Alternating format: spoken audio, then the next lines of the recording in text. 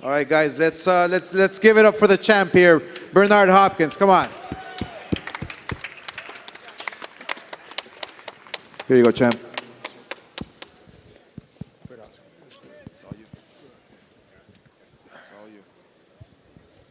Thanks for staying, coming out. Any questions? Any questions, anyone?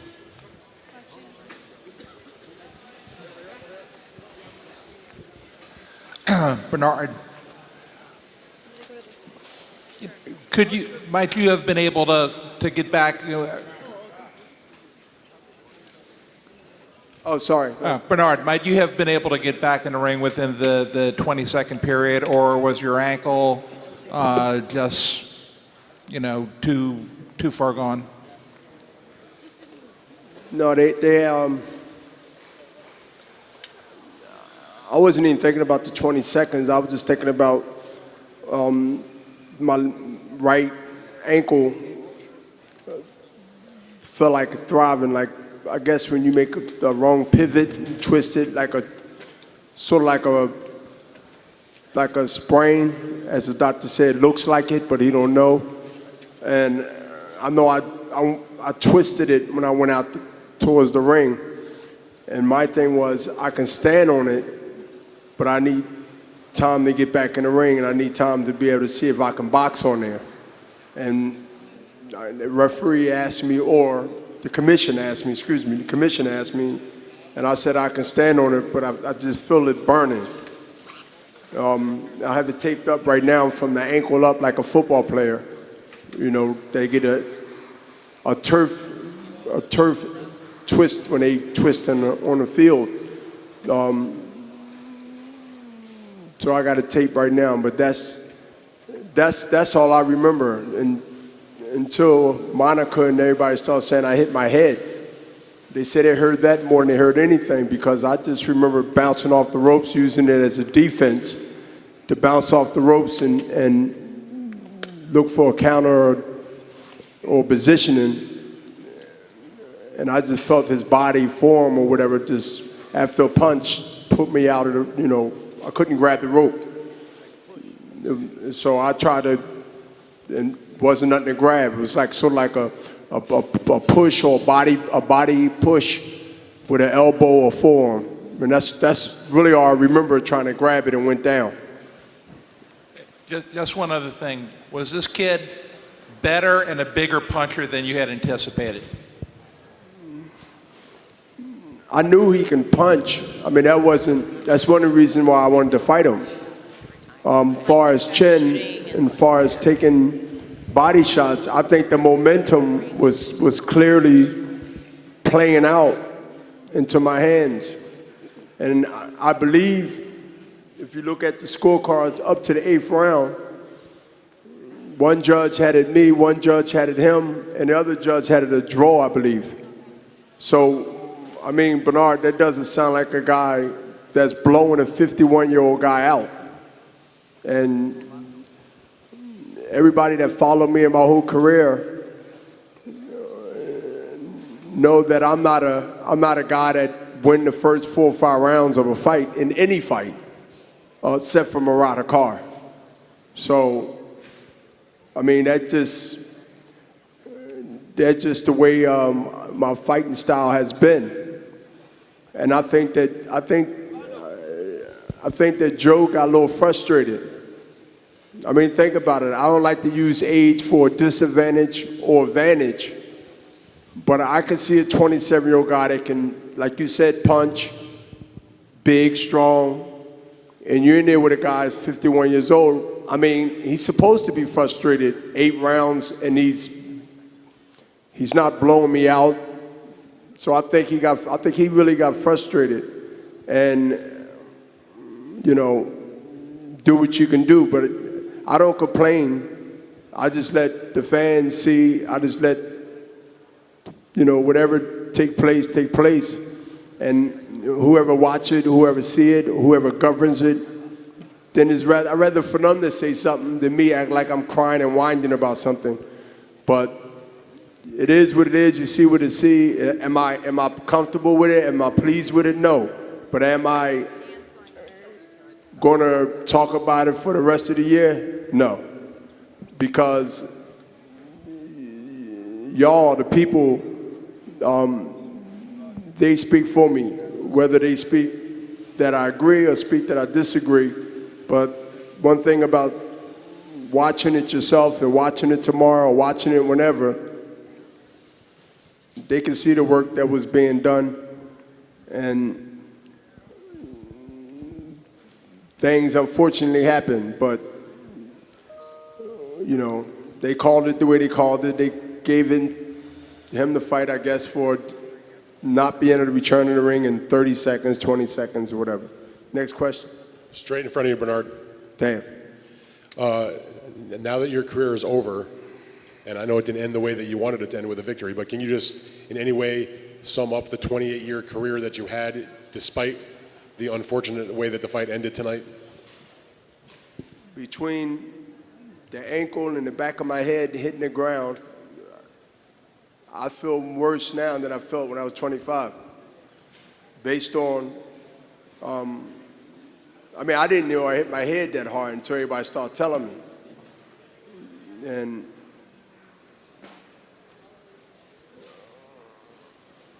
you know, I don't want to end like I don't want the fight like to end the way it was. I'd rather get beat. I'd rather get a win or something where it's clear to everybody. But it seemed like it's spots in my career where there was either controversy or the rules or whatever, because it's past 4 rounds or 5 rounds, I guess, in the state of California. But at the end of the day, like, I can go and talk about this in my career, talk about that in my career,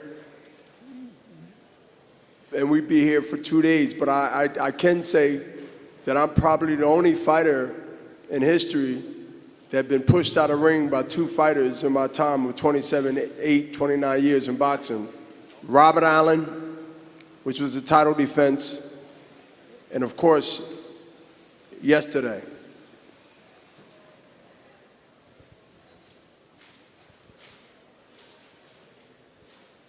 Next. Bernard, over here. To your right.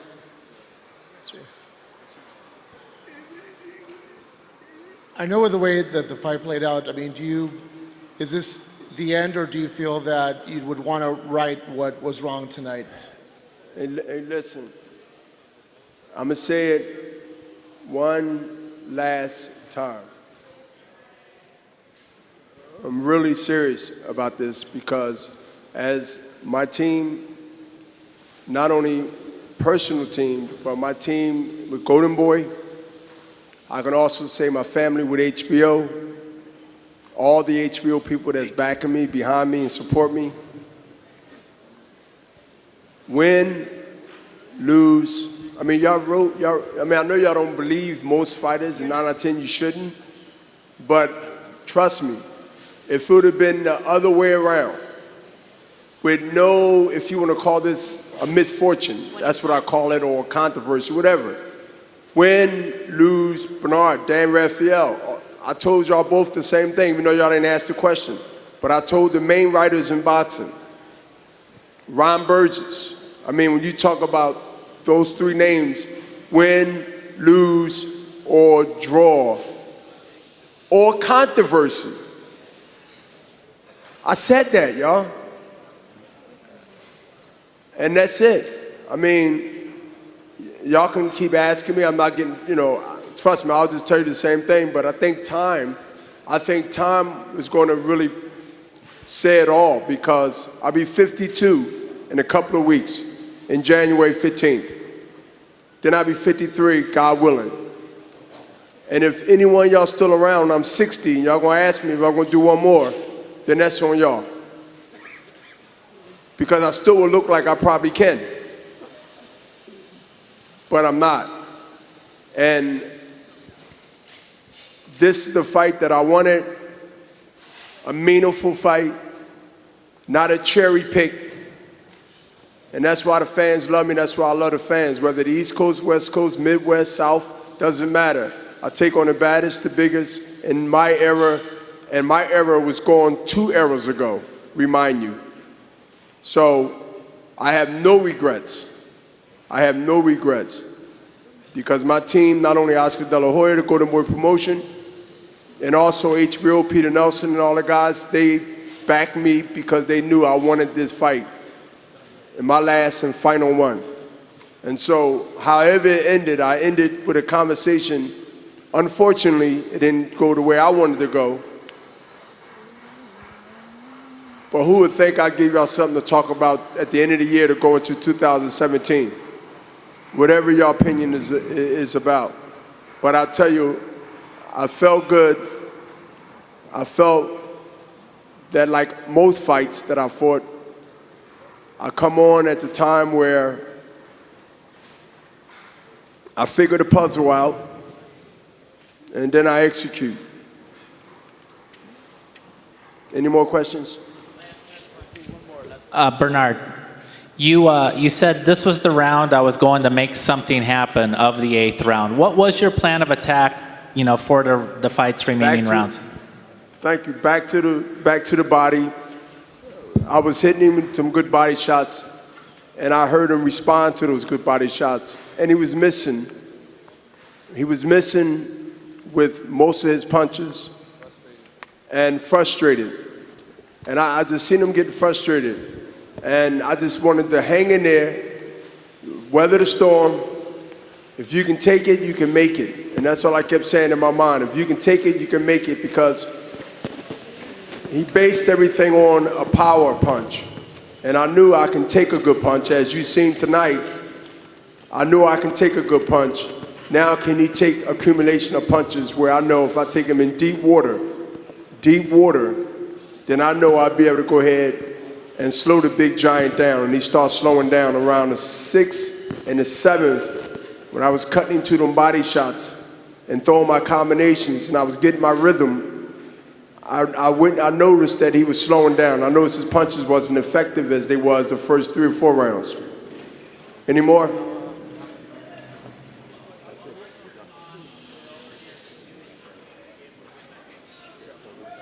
Well, I didn't know it was all over. I didn't know that if I wasn't going to get back in, that was all over. I just knew that I was either get some time or be able to walk on it. And the commission did ask me when I would go back in the ring, and I said, yeah, but he said, can you stand on it?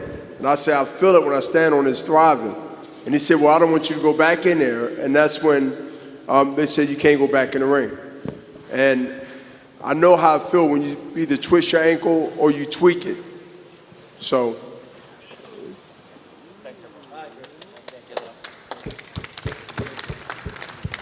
All right, Bernard, you've had an amazing career. Congratulations on everything you've accomplished, and we respect you and we love you. And hey, now it's time for some HBO commentating and building champions at Golden Boy Promotions. So everybody, round of applause for the champ. So thank you very much, guys.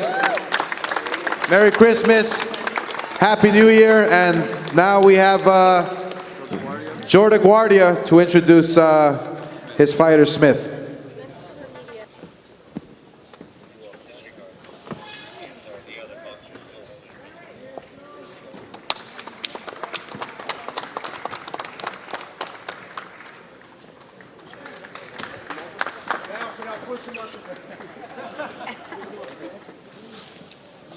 Yes, no.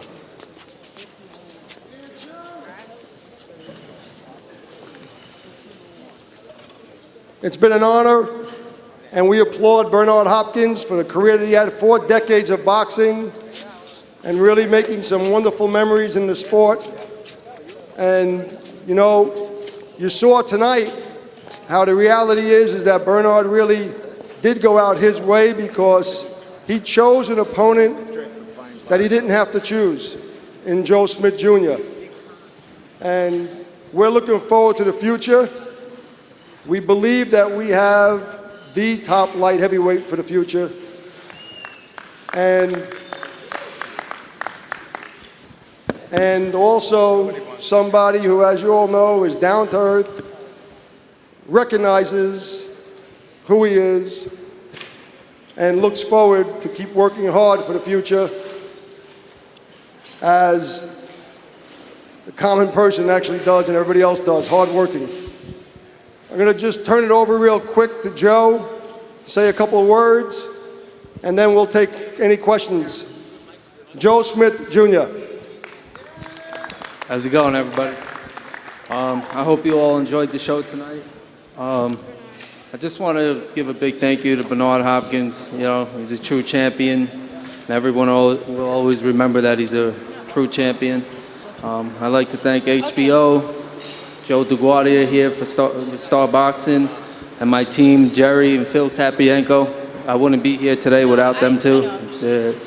You know, all this hard work that I put in the gym, they're putting all the hard work in the gym with me and outside the gym. And, you know, because of these two, I'm here today. And, you know, I'm just happy we got the win, and I'm looking forward to the next fight.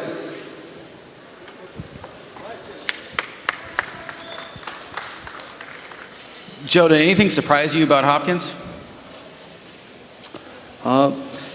Yeah, no, I mean, I was prepared for everything he had, but I was a little surprised that he was still sharp and fast, and that's pretty much it.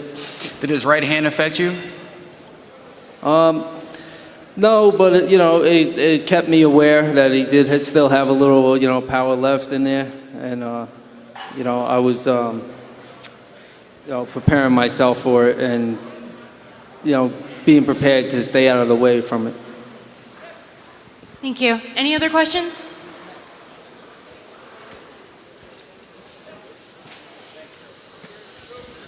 That was nice and short. Huh?